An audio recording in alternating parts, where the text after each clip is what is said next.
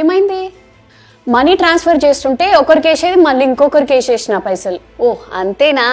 ఏం టెన్షన్ పడకు. పైసలు పోతే టెన్షన్ పడకుండా ఎట్లుంటా?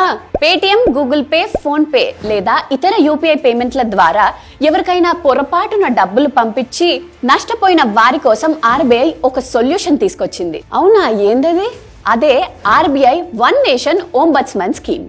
అవునా? మరి దీంట్లో కంప్లైంట్ ఎట్లా ఫైల్ చేయాలి? కంప్లైంట్ ఫైల్ చేయడానికి 4 ways ఉన్నాయి.